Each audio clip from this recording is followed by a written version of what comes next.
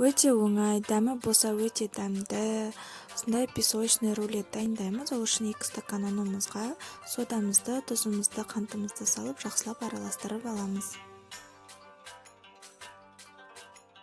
Комнатный температурада өте жұмсақ болып тұрған сары майымызды ұнымызға салып, жақсылап араластырамыз. Песочный тесто пайда болады.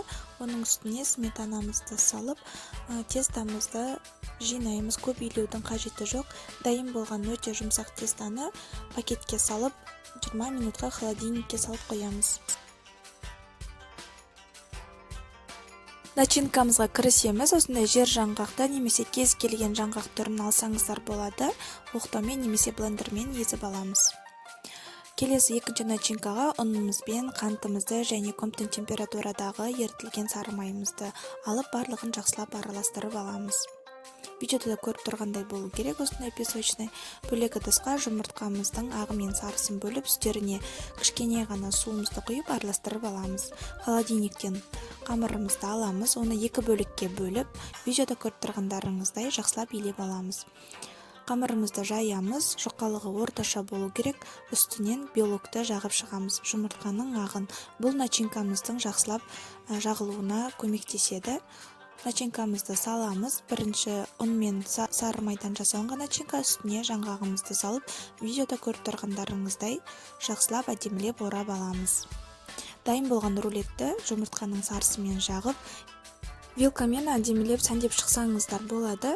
Видеода көріп тұрғандарыңыздай мен осылай X қылып жасап шықтым барлығын. Үстінен қоспамызды кішкене ғана сеуіп шықтым. Және пышақпен немесе осындай кескішпен рулеттерімізді кесіп аламыз.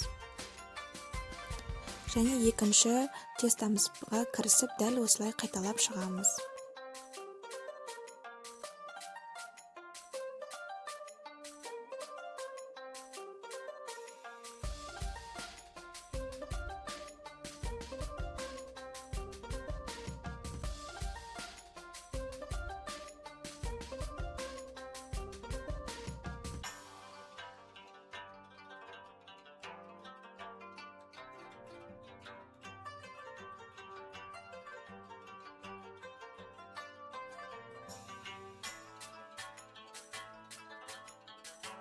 Кесілген рулеттерімізді тапамызға салып 180 градуста пеште 35 минутта пісіріп аламыз. Дайын болған печеньеларымызды пакетке салып ұзақ уақыт сақтауға да болады. Өте жұмсақ күйінде сақталады.